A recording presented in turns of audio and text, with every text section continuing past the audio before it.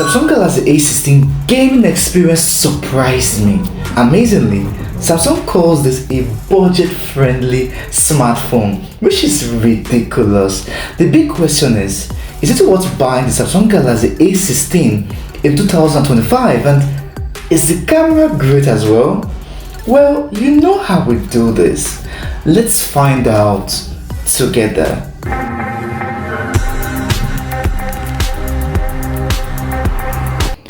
Before we start this video, I wanted to please like, share and subscribe, as well as turn on the notification bell so you won't miss any update from us as we discuss about iPhones, Android and gadget tips. Alright, so let's get started. The 4G version of the Samsung Galaxy A16 was launched on October 7th, 2024. In essence, there's a 5G version which was released on November 20th, 2024, but this video is specifically for the 4G version.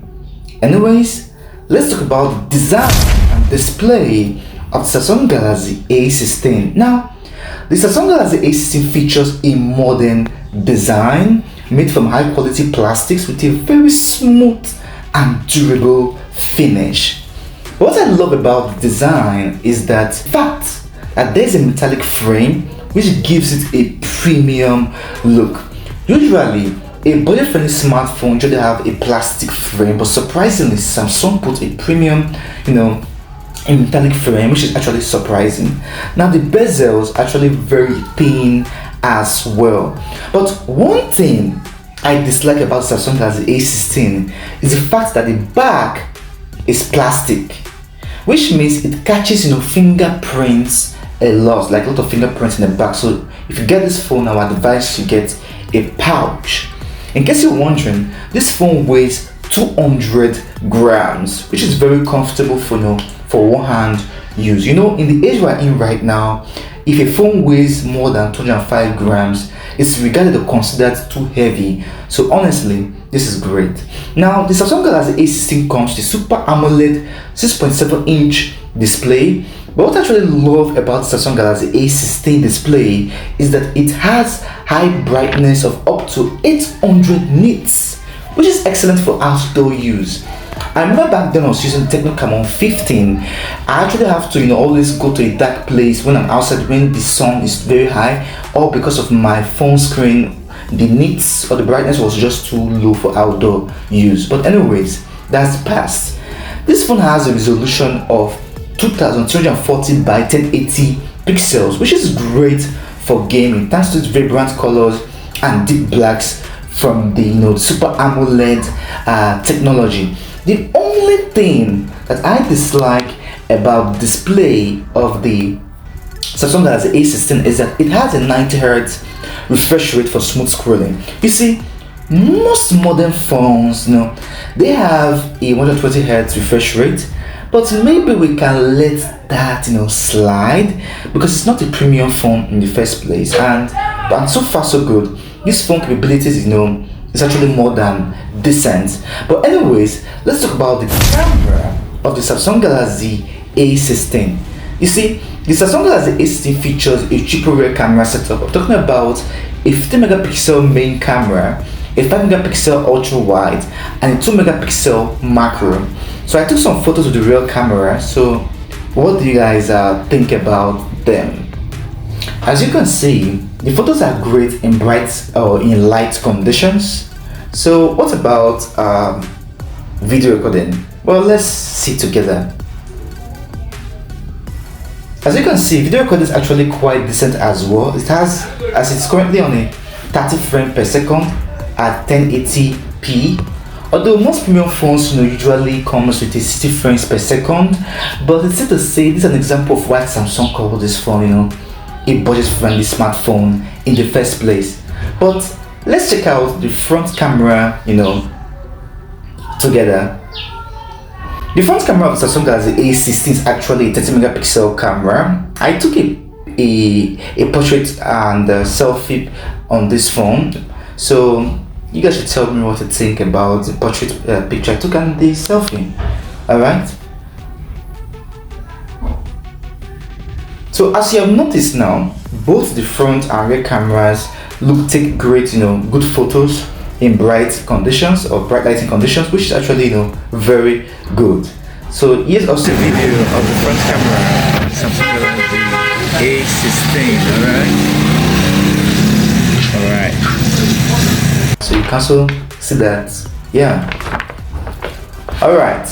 Anyways, let's talk about the chipset performance of the Samsung Galaxy A16. Now, this phone runs on MediaTek Helio G99 chipset or processor, which is a 6 manufacturing size that ensures a better power efficiency and a strong performance when it comes to daily tasks. I've talked about MediaTek chipset in the past, so you can check this video out as well. Overall, this chip is actually good. I noticed that while playing Call of Duty Mobile on this phone, as I tried medium and little high quality setting, and yeah, you see that soon after this part. Now, in terms of multitasking, the MediaTek chipset is great as well. Alright, but let's do it. Anyways, let's do a test on the Call of Duty Mobile on the Samsung Galaxy A16. Now the game is already installed on this phone, so let's open it together. And if you noticed, I just chose HD resources over the low resolution that actually asked me to put. So it's opening now. Alright, here we are. And before we start, I would love someone to challenge me. I would love to challenge someone 1v1 shipment, just me only, just for fun. Alright, because I actually have a COD account. But anyways, let's set up this COD account first before we start. Alright, let's play the game together. Enemy in sight. It's been a long time since I played the beginner level on codm.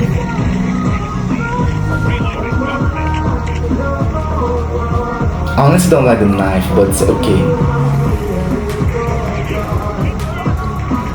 At the moment, this is a medium quality, and as you can see, it's not lagging at all.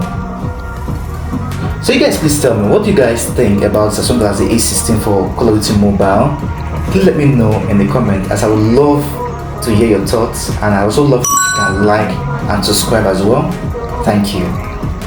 Anyways, let's speed test between the Samsung Galaxy A16 and Samsung Galaxy S10 Plus using Call of Duty Mobile. Let's do this. I'm really ready for this.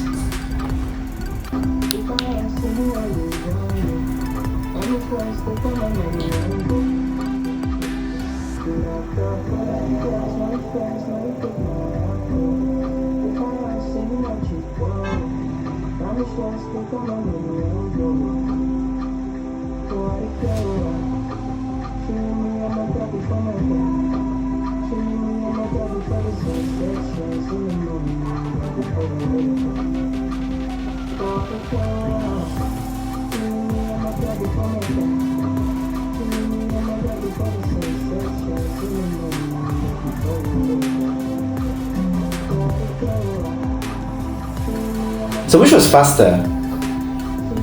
I will leave that for you guys in the comments. Remember, type the truth, because the truth always remember. Anyways, let's talk about the battery life of the Samsung Galaxy A16. Now this phone comes with a 5000 mAh battery, which is quite typical in 2025, as this battery actually lasts a lot. You see, when I played Call of Duty Mobile on my S10 Plus, my battery drains faster, but on this A16 it's much better. Typically you could use this phone between 7 to 9 hours on screen, although its usage depends if you play codm or if you're just someone that casually scrolls on social media. Alright, but personally I'm disappointed that this phone comes to 25 watts fast charging cable, as I was expecting a 37 watts, but it's okay. At least it charges 0% to 50% in less than 40 minutes. Well, yeah, so anyways, let's talk about security and software updates on the Samsung Galaxy A16. Now, the Samsung Galaxy A16 4G has what most Samsung phone has. I'm talking about the Knox Vault, which helps to isolate and protect software or sensitive data like pins and passwords. And the A16 4G also offers biometric unlock options for convenience, talking about fingerprints and face unlock. And as usual, just be careful. You know what I mean? Like, don't install applications from unknown sources, as they might contain malware, so be careful about that. In fact, this is the reason why most iPhone users usually like, yeah, my iPhone is secure, but I don't realize that. Now, when it comes to software updates, the A16 4G is guaranteed to receive 6 generations of Android OS updates, as the A16 4G was launched with One UI 6, Android 14, but it's expected to get Android 15, Android 16, Android 17, up to Android 19. If you notice, I didn't mention Android 20. Do you know why? Well, you see, most smartphone brands are actually focused on AI, and there's a heavy tendency that the A16 might not be suitable in the long run for huge, AI development. So I'm just letting you guys know first. So yeah, anyways, my final review concerning the Samsung Galaxy A16 4G. As usual, everything all comes down, to perspective. You see, you might want a smartphone just for calling or high quality gaming like CODM or browsing or taking great photos, but the truth is this phone is actually amazing for gaming. If you are budget cautious, the phone is great, a great choice for you. But if you are someone who wants something more, then Samsung Galaxy S22 Ultra is going to be a good option for you. I honestly love the camera of the A16 4G. It's very great under light conditions compared to the Samsung Galaxy S10 Plus, as you can see on your screen. Although the phones doesn't have night mode, the A16 it doesn't have night mode, which means that under low conditions the camera, it's not that great. But personally, this is a decent camera for you, if you are budget cautious. You understand? And in terms of sound, it's quite decent as well, although it doesn't have stereo speakers, which is something I'm not happy about. But well, you can let that slide since it's a budget friendly smartphone. But if you want to check out more budget friendly smartphones as well, you can actually check this video, like my techno video or my Samsung video, like the A06 I did some months back. So yeah, a link is in the description. So yeah.